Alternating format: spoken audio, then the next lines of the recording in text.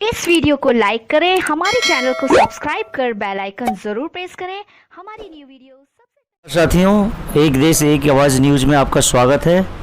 जैसे कि देख रहे हैं हम लोग चुनाव की जो सभाएं चल रही हैं, रैलियां चल रही हैं, उनमें आपको प्रसारण दिखाई रहे हैं। उसके साथ साथ हम आए हुए हैं आज एसपी कार्यालय, समाजवादी पार्टी के कार्यालय। वहाँ पर जो 15 विधानसभा से प्रत्याशी हैं रोशन बेग मिर्ज़ा जी, वहाँ पर पार्टी के कार्यालय में हम उनसे मुलाकात करेंगे और चर्चा करेंगे और जानेंगे जो अफवाहें या फिर सच्चाई क्या है। जो कांग्रेस के बड़े नेता दिग्विजय सिंह, जो कि उनका फ़ोन आना है और क्या क्या उनसे बात होती हैं, वो खुद आपको बताएंगे और हम जानेंगे कि क्या उनके चुनाव की कैसी तैयारियां हैं और आगे वो क्या उनकी रणनीति है चुनाव लड़ने के लिए और कैसे इन चीज़ों को वो करेंगे। नमस्कार रोशन मिर्ज़ा जी। नमस्कार भाई। जैसे कि देख रहे हैं 15 विधानसभा में एक अलग ही माहौल बन गया है जब से आप यहाँ पे चुनाव में कैंपेन में उतरे हैं। एक तो एक मुस्लिम वोटर्स आपसे बड़ी उम्मीद रख रहा है, क्योंकि इससे पहले कभी ऐसा देखने को नहीं मिला कि एक तरफा यहाँ चुनाव की आपके क्षेत्र में एक तरफ का लहर बढ़ी है।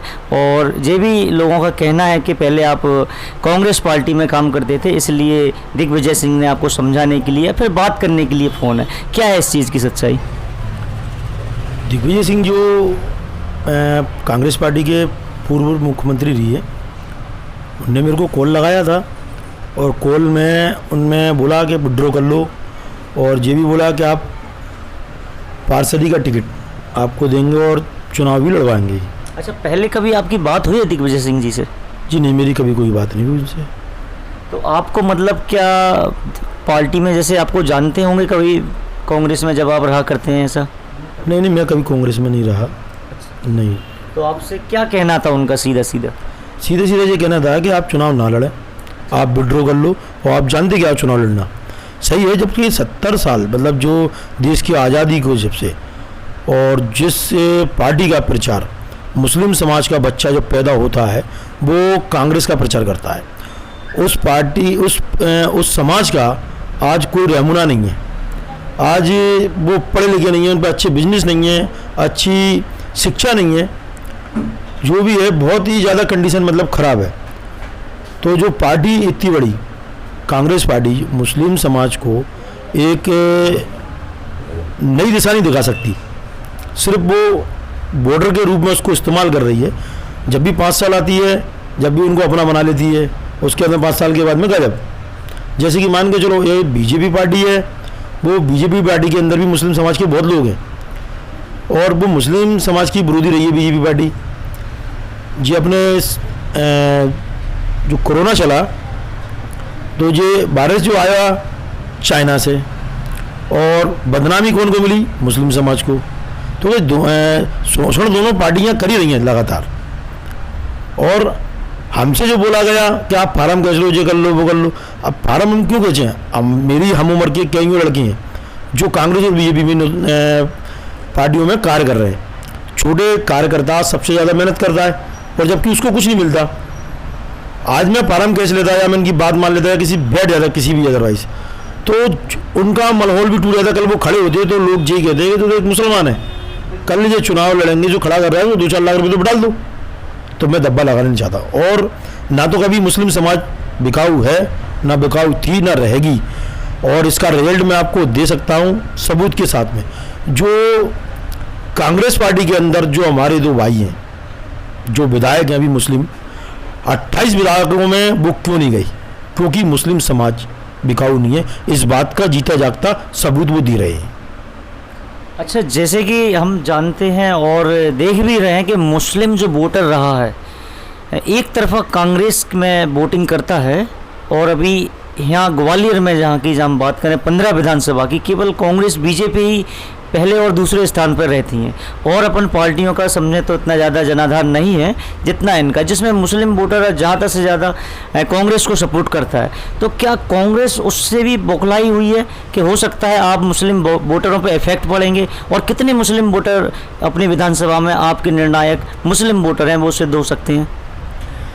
वो सिर्फ सोच है उन लोगों की कि मुस्लिम वोट सिर्फ कांग्रेस को ही वोट करता है। जो कांग्रेस में बीजेपी में है, जो बीजेपी का वोट है, जिसको बीजेपी में काम कर रहे हैं, बहुत से लोग कार्यकर्ता हैं मुस्लिम समाज के, तो वो बीजेपी में काम कर रहे हैं तो बीजेपी को वोट देंगे। ऐसा थोड़ी ना जो मतलब मैं कांग्रेस में काम करूं बीजेपी को वोट दूं, ये तो है नहीं। नहीं, अचानक आप खड़े हो गए ना, आप पहले तो सपा में थे नहीं, आप अभी आए हैं सपा में, क्योंकि आप चुनाव के लिए आए हैं। हो सकता है चुनाव के बाद पार्टी भी छोड़ दें, ऐसा कुछ नहीं कह सकते, लेकिन अभी प्रेजेंट में आप मुस्लिम वोट के एक आइकॉन हैं यहाँ के, है ना, तो उससे कांग्रेस के कितने वोटों में सेंध लग सकती है? कांग्रेस के वोटों में नहीं लगेगी जी नहीं, ये तो मेरा वार है और जो कांग्रेस का वार है, जो कांग्रेस के वोट होंगे कांग्रेस को मिलेंगे। इसमें कांग्रेस के बड़े बड़े नेता हैं जो बोल रहे हैं आपसे कि बैठ जाएं, तो कहीं ना कहीं उनको दिक्कत तो है आपसे। जी उनका लुकआउट है, वो क्या समझ रहे हैं। हमारा तो ये है कि देखो मैं आपको बात बताऊं, जैसे वोटर है, मैं कितना भी समझा लूँ, अगर उसको जहाँ देना है वोट तो वो तो वहीं देगा, मेरे कहने से कुछ नहीं है। जो आदमी की इच्छा होगी, आप आज के टाइम में अपना वोट किसी को दो, कांग्रेस को दिया बीजेपी को दिया, तो वो कोई तुम्हारा स्वार्थ में आ रहा है क्या? आप किस बेस पे वोट मांग रहे हैं? आपका मुद्दा क्या है वोट मांगने? सबसे बड़ा मुद्दा मेरा शिक्षा है, क्योंकि सबसे ज़्यादा हम पिछड़ रहे हैं पढ़ाई में, हमको अच्छे स्कूल नहीं मिल पा रहे, और जो प्राइवेट स्कूल हैं वो सबसे ज़्यादा महंगे हैं, क्योंकि हम इतना कमा नहीं पाते, मजदूर लोग हैं हम, हमारे कोई बिजनेस नहीं चल रही, बड़े बड़ी क्रेशर, बड़े बड़े कोई फैक्ट्रियाँ, उद्योगपति नहीं हैं हम लोग एक जमीन से जुड़े हुए हैं। एक चाइनीज़ बस्ती में रहने वाला हूँ अभी, बहुत छोटी बस्ती है मेरी, किशनबाग, उसमें बोर्ड भी लगा हुआ है चाइनीज़ बस्ती। तो हम लोगों को पढ़ाई नहीं मिल पा रही है, बच्चे जो जरा से है, कोई होटलों में काम कर रहा है, कोई कहीं कर रहा है, कोई ना तो धंधे हैं ना कोई शिक्षा है। इस विधानसभा में मुस्लिम वोटरों की संख्या लगभग कितनी होगी? 35 से 40 लगभग 35 से 40 हज़ार, जिसमें आप विधानसभा में लड़ रहे हैं 15 विधानसभा में, तो ऐसा भी हो सकता है जो बड़ी पार्टियां हैं उनको अपनी वोट बैंक का खतरा लग रहा हो आपसे, ये भी हो सकता है? नहीं, उनको वोट बैंक का खतरा तो लग रहा है, पर उनने जब 35 से 40 हज़ार वोट थे तो ये अभी तक एक मुस्लिम 15 विधानसभा से दोनों बड़ी पार्टियों में से क्यों नहीं उतारा गया? इसका जवाब क्या अपने जो क्या नाम है कांग्रेस पार्टी के जो पूर्व मुख्यमंत्री थे या तो वो दें, या जो प्रेजेंट में जो मुख्यमंत्री थे श्री शिवराज सिंह चौहान जी, या तो वो दें। क्यों नहीं उतार रहे? क्यों मतलब हमको तो सिर्फ वोट बैंक ही बना के रखा है, क्यों मौका नहीं दे रहे? कि हम लोग सक्षम नहीं है चुनाव लड़ने के लिए? कि हमारा वोट बैंक नहीं है 15 विधानसभा के अंदर? अच्छा, कांग्रेस में कभी आपको पार्षदी की टिकट के लिए भी बात हुई थी क्या पहले? नहीं, मेरी कोई बात नहीं हुई थी।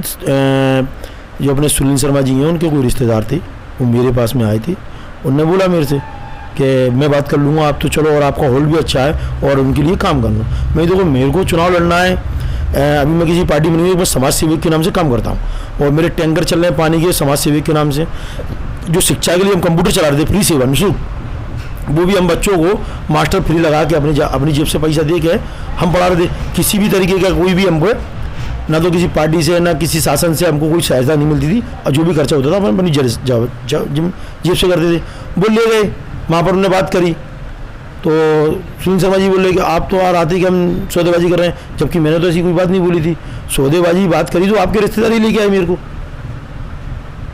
तो मतलब वहाँ उनको ये लगा कि हमारा सपोर्ट ना दे के जो अपनी सीट की या फिर अपने जो भी हमें मतलब चाहिए उसके लिए डिमांड कर रहे हैं, इसलिए थोड़ा सा उनको ऐसा लगा।